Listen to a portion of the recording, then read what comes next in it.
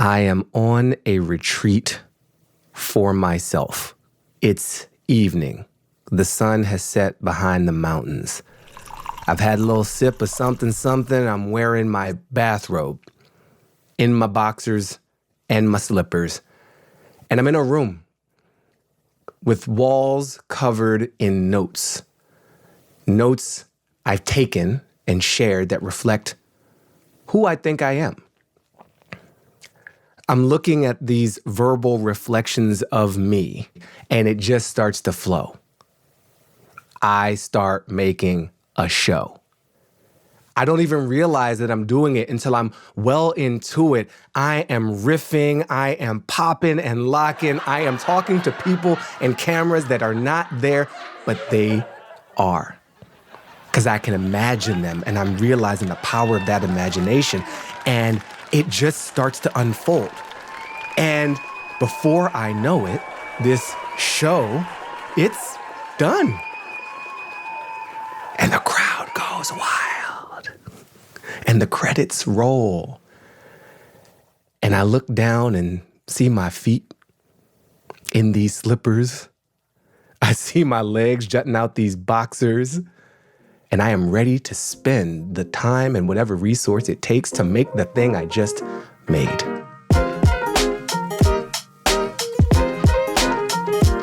That was Baratunde Thurston, a writer, comedian, and the host of the incredible podcast, How to Citizen with Baratunde. And this is Making It, an audio series from Squarespace about starting and sustaining a business today. I'm your host, Alex Wolf, and I believe that starting a business changes you. So I'm sitting down with creators and entrepreneurs to explore how they got their ideas off the ground and kept them going. These are our stories.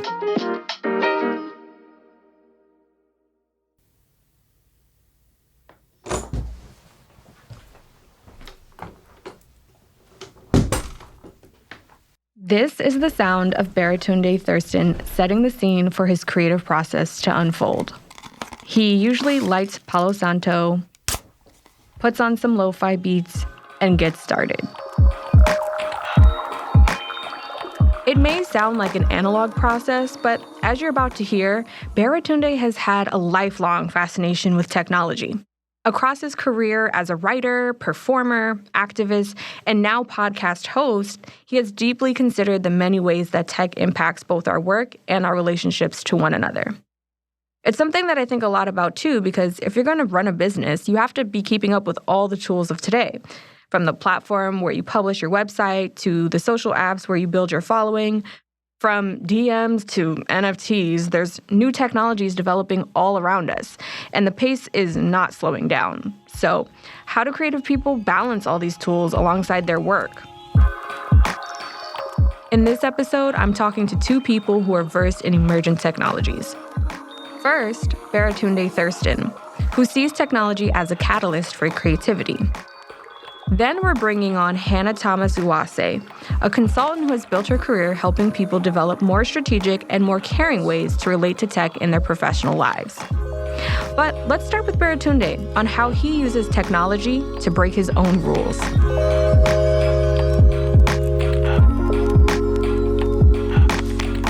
Welcome, Baratunde, to the show. Thank you, Alex, for having me. Good to be here.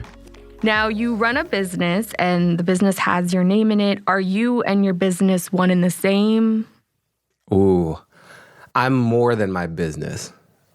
The business is an extension and an expression of a lot of me, but not all of me can be represented by an entity that has a balance sheet, and an income statement and a bank account and customers and things like that. So there's great alignment between me and my business, but the business is not all of me. So you use a lot of titles to talk about yourself and your work: writer, comedian, podcaster, futurist, activist.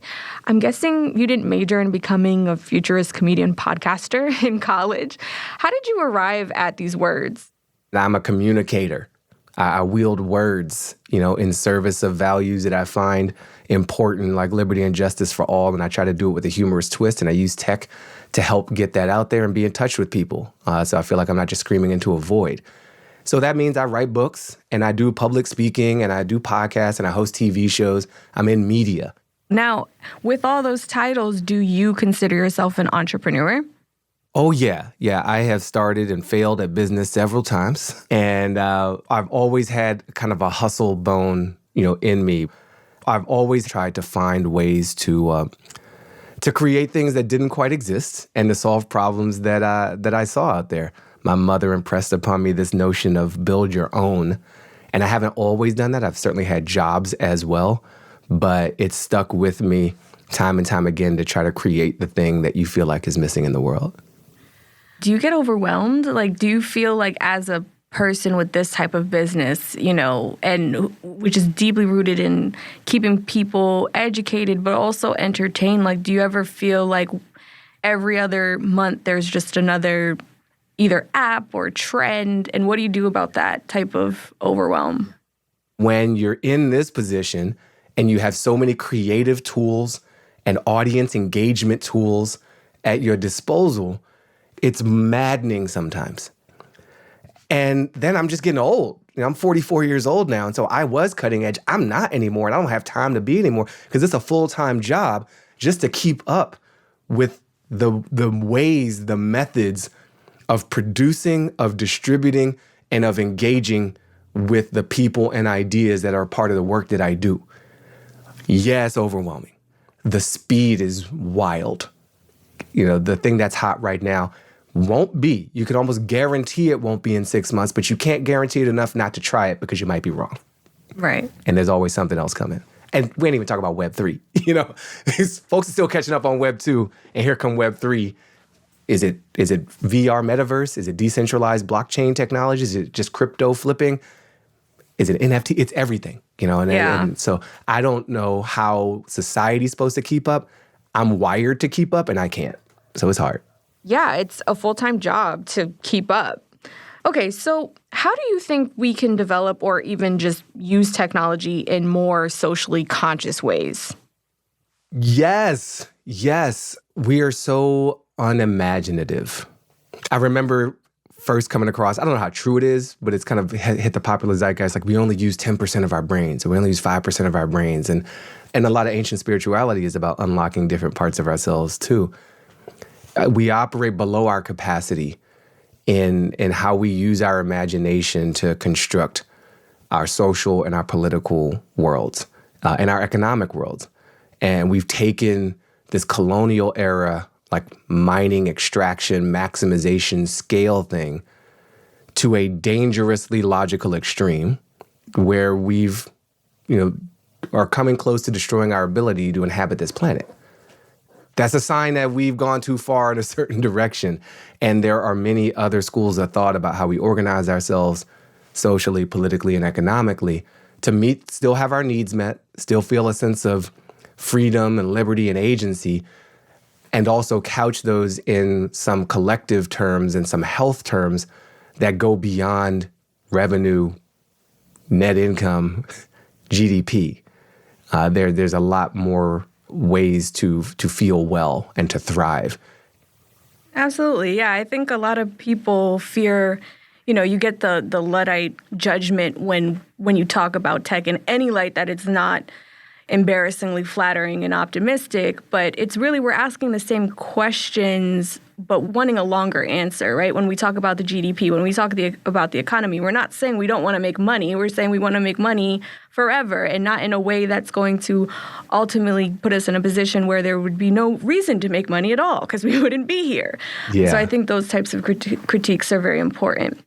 So I want to switch gears a little bit and talk about part of your past. I saw that you actually worked in telecom consulting for several years. Did that feel like a day job?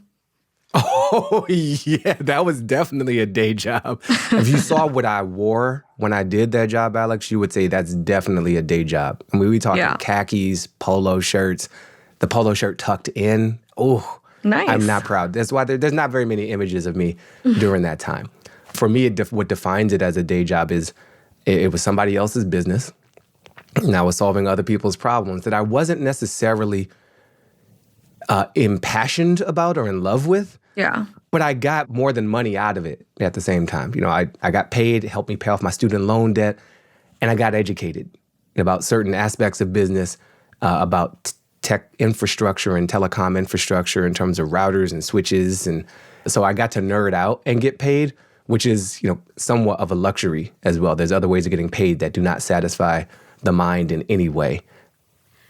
Do you think that phase is necessary? Like for those who are listening and might be in that phase? Because I feel like a lot of people try to skip it and maybe it isn't necessary. What do you think these days? Like that kind of like, I'm working for someone else.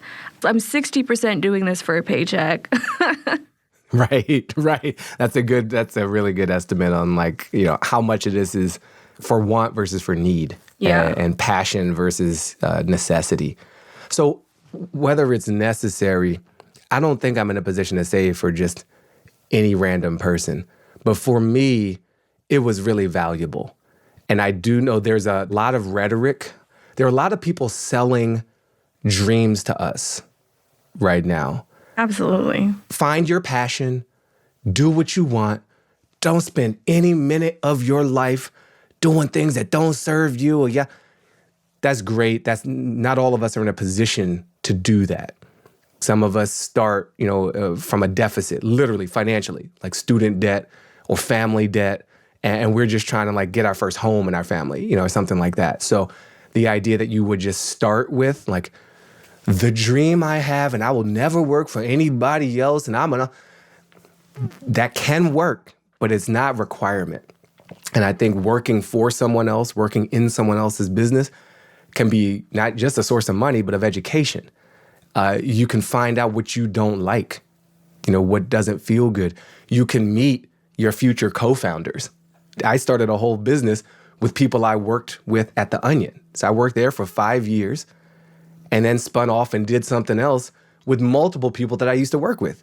So The Onion, helped seed the idea of a business and paid other people to work with me to vet whether I'd want to start a business with them. They were like my Y Combinator. Now, that I should just say, The Onion has no shares in my company, and that company's dissolved anyway. But it doesn't have to be zero sum or either or. And I don't want people to feel bad about having a job, And because I think there's a lot of rhetoric out there that says, the only job worth having is the one you create for yourself. And that's a great aspiration. But getting there are many paths to it. And not all of us are in a position to start at the end of the path. Yeah, I feel like it also runs super contradictory to what I think is another mainstream message, which is sustainability, which is collaboration, which is let's all sit down and figure this out together. And it's like, well, one of the ways we do that is by teaming up, working together, working for one another in some cases, and that not being seen as such a bad thing because Lord knows if we're all just trying to go through our own individual paths, we might not reap the same benefits or lessons or wisdom as we could if we collaborated. True. Very well put. Yeah. One last question I want to ask you is, in your work, where do you find contentment? I'm an interactive, creative entrepreneur. My work, whether it's in writing, stand-up, live streaming, I do best with an audience/community around me. And so where I feel most satisfied and most content is when I can feel that what I am projecting is being received and that I am also affected by the people around me. There are times when I've gotten so emotional and so raw and so real with people, and they feel that. They're like, this is different. This isn't just a lecture or a performance or a webinar. And then they open up because I opened up. And they share something back in the comments or a facial expression or something in between.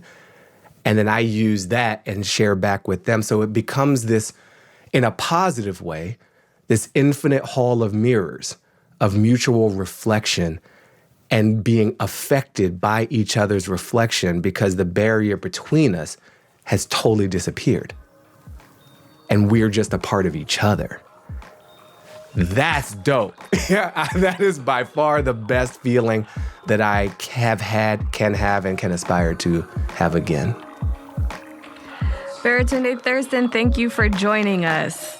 Thank you for having me, Alex. You can learn more about Baratunde's work and subscribe to his podcast, How to Citizen, at baratunde.com. We'll leave that link in the show notes. Talking to Baratunde felt refreshing. Like me, he's curious about how the shifting tech landscape is changing the ways we work and connect to one another. After we spoke, I wanted to hear from someone who could help me understand some of the bigger trends we're seeing in this space.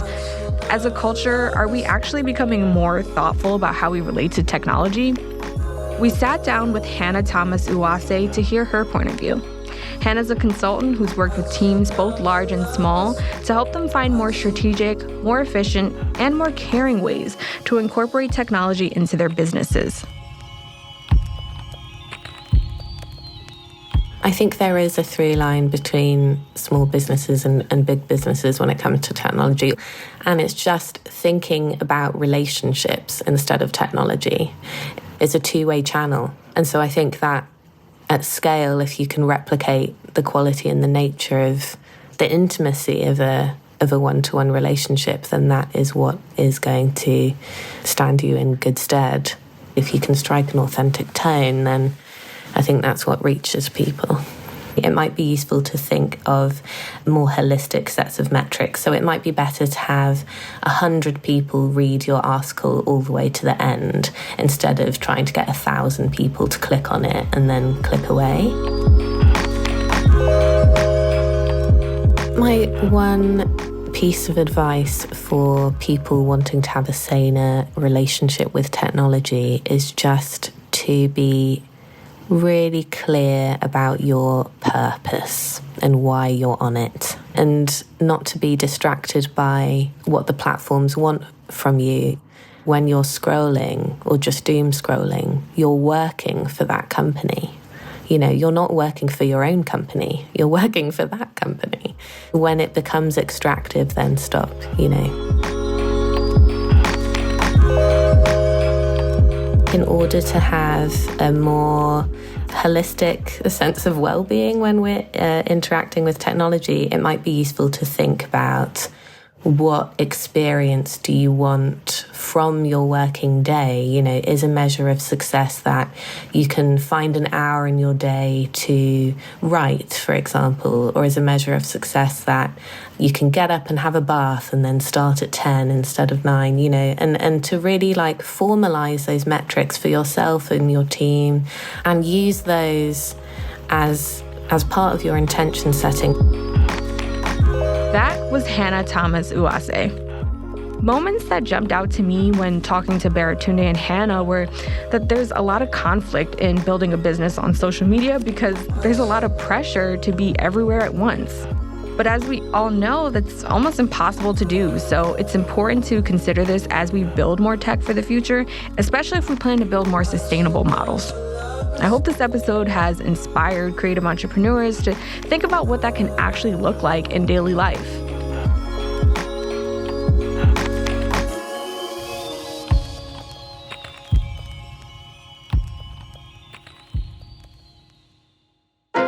This has been Making It, an audio series from Squarespace.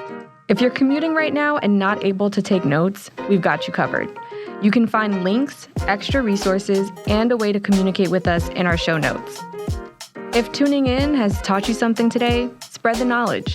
It means so much to us if you take a moment to share your favorite episode with your friends. This show is produced by Work and Squarespace. Scott Newman, Gemma Rose Brown, Jenny Mills, Emily Shaw, Kevin Abapour, Benjamin Shapiro, Kate Newman, and by me, Alex Wolf. The show is mixed by Sam Baer. If you're interested in hearing more conversation about the intersection of tech and culture, check out my handle on social media @AlexWolf. Thanks for listening.